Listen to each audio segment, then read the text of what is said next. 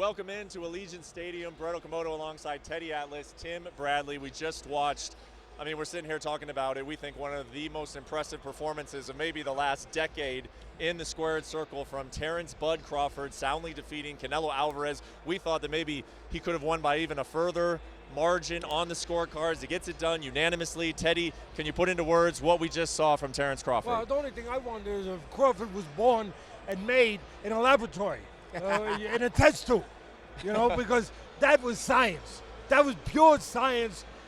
No two ways about it.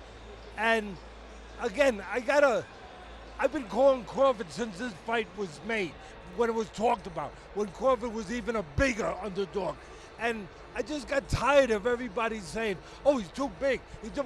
What about the other guy being too quick, too fast? And I said from the beginning that if you go back, and I know it was a lot of years ago, I get it, but you have to have something to point at. If you go back to when he lost his first fight, of course, Canelo I'm talking about, to Mayweather, it wasn't just that his hands were too slow, his feet were too slow. And he's in there with a guy with quick feet and quicker hands. You know what? It doesn't matter how big he is. What did Ali say? Your hands cannot hit what your eyes cannot see. That was tonight. It was great. Let's put some context on this. It was great. Let's put some context on this victory first. A year out of the ring. I think it was like 13 some odd months out of the ring, okay? Yeah, really. Yeah. 2 weight classes. Think about that. Yep. He had surgery early at the beginning of the year. Surgery, on shoulder surgery, right? Not sure which one. And to come in here and to put on that type of performance against Canelo that actually is coming off a performance, right? You expected Canelo to be sharp. He was sharp. However, what Crawford did was he took the air out of the ball. Yep. He used this. That's what boxing's about, people. It's about this. Strategy. That's what he had. He used his feet. He understood Canelo every single movement.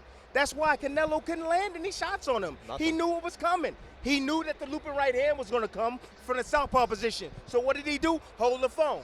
He knew that the hook to the body was going to come. What did he do? Block, and he shot up with counters. One of his great assets that we don't hear about enough. One of those things that are not so easily as immeasurable on paper, but it's eyes, vision. Focus. We know the physical ones we talk about and we understand so easily. Speed, power, quickness, legs, all that stuff. But eyes, just radar. This guy's got infrared. I said it yesterday when I was doing a thing with Stephen A. They said, what's the biggest difference? I said, the biggest difference, remember the first time you were watching TV, regular TV, and the first time you saw 3D? You say, whoa, 3D, wow, that's different. That's better. That's this guy. He's 3D. The other guy's old-fashioned black and white TV. And I'm not knocking him. I know the Mexican fans. I love you guys, by the way. And here come the arrows. You better duck. But I'm not knocking him. I'm just saying, Crawford's, like he said, he's a generational talent.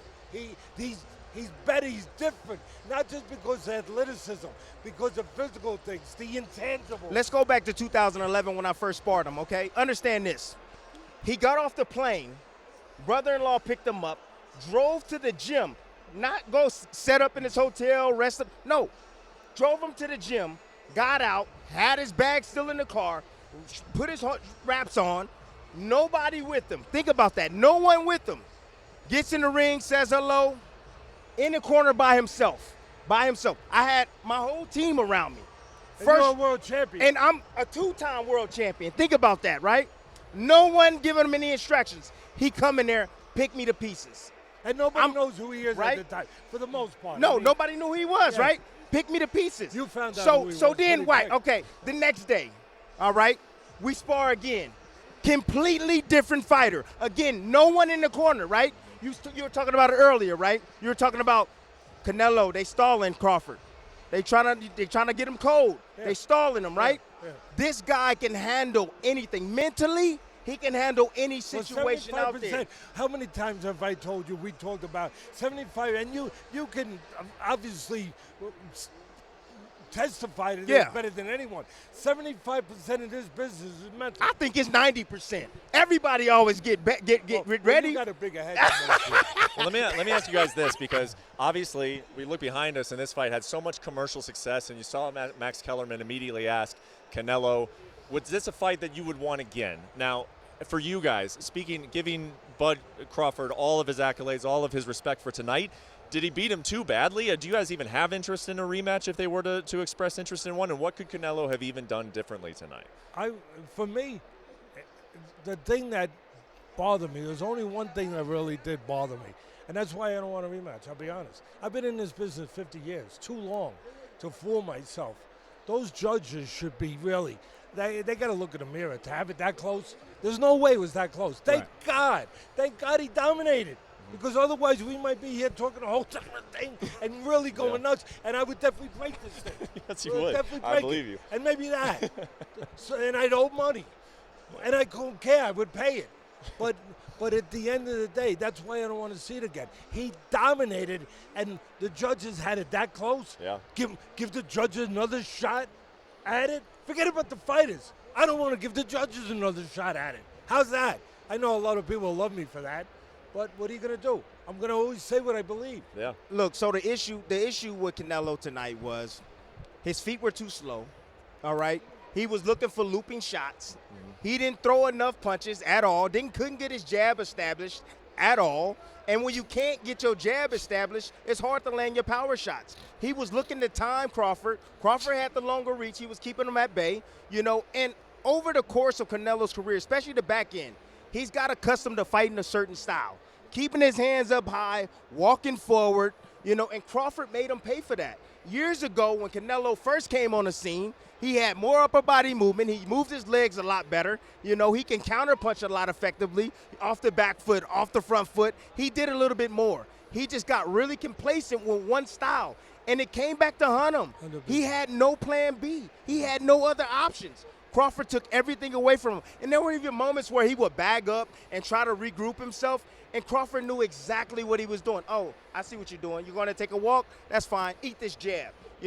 Not allowing Canelo just to relax. So, look, spectacular performance by Crawford. Canelo, I think this is it for him, to be honest with you. I think this is the tail of his career. If he fought Crawford again, I think it'd be worse the second time. Go out. Hey, why not do a rematch? $100 million, Turkey? Absolutely. We can do a rematch. That was easy work. That was nothing for Crawford. And don't even think about coming out of retirement. Oh, please. no. Please. No. I'm not.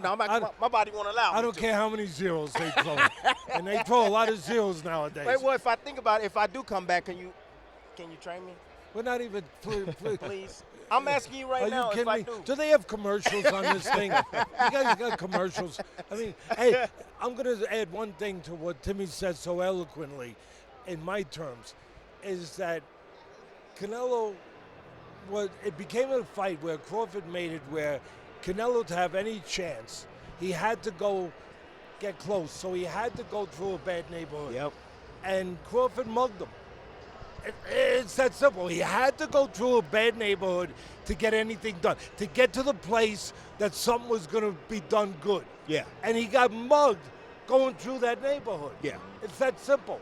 It is that simple. Oh, and one thing you guys got to understand is that, okay, we talking about the weight classes. Everybody was saying, Tim, are you concerned about the weight? I'm like, I'm not concerned about the weight because I know Crawford. He's in the gym year-round.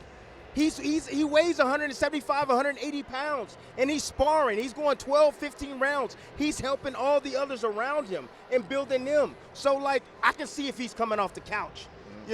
He knew what he can do before he even got in this ring. When I spoke to him before the fight, I looked at him face to face and I said, man, you going to get this? He said, Canelo can't beat me, Tim.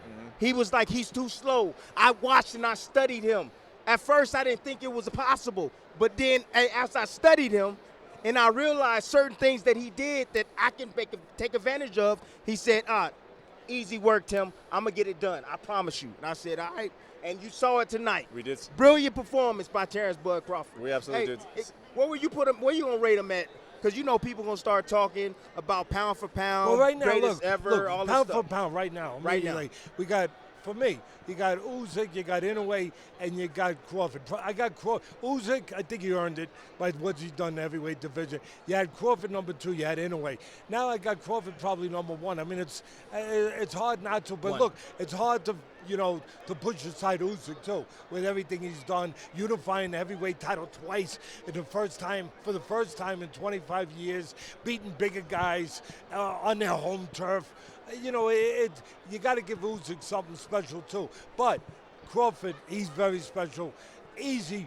1, 2, and 3, they're right there. I know Inoue fights in the morning over in Japan, but I mean, either way, the 3 of them emerge together. You want to force me, put a gun to my head right now off of this? Yeah, Crawford. Hard to not say number 1 for Crawford. And I add one thing, from a trainer's point of view, putting my trainer's hat on, what you were talking about, you touched on it earlier. It should have been pretty obvious to Canelo's people that Crawford was going to use that reach advantage, the length advantage, and the jab. So what that means is, if I'm the trainer, the first thing I'm thinking is, what do I not want to happen? And I'll tell you what it is. I don't want to get dominated by the jab. I don't want him to control the outside with the jab. So what is the best way to nullify another guy who's got a better, longer, I get it. But what's the best way, if not to nullify it, to calm it down a little bit? Use your own jab. Move your head, use your own jab. But take his jab away. Use your own jab. At least make him respectful of your jab. Even if you jab to the chest, just to stabilize him on the outside so he's not on the outside all alone, controlling range and pot-shotting. And that's what he was doing. At least use your jab to the chest, even if you're not going to jab and keep up with him with the numbers. You're not.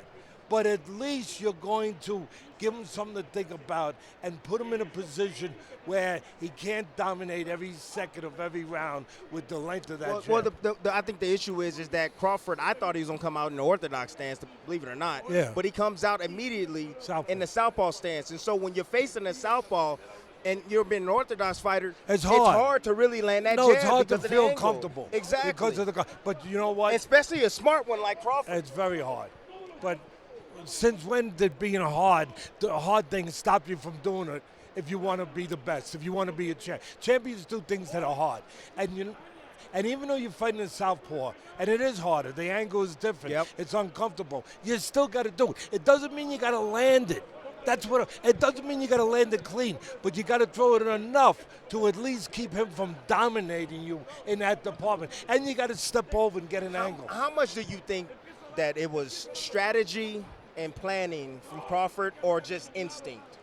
How both. much do you think? It's both. It's a little bit of both. I've never seen, and this is going to be a hell of a statement coming from me, because I go back, I've been blessed where I've seen the tapes where most people haven't had the privilege of seeing of the old-time greats, because I was with Customato, Jim Jacobson, we Big Fight Incorporated. I got to see all those tapes of fighters, and I was privileged.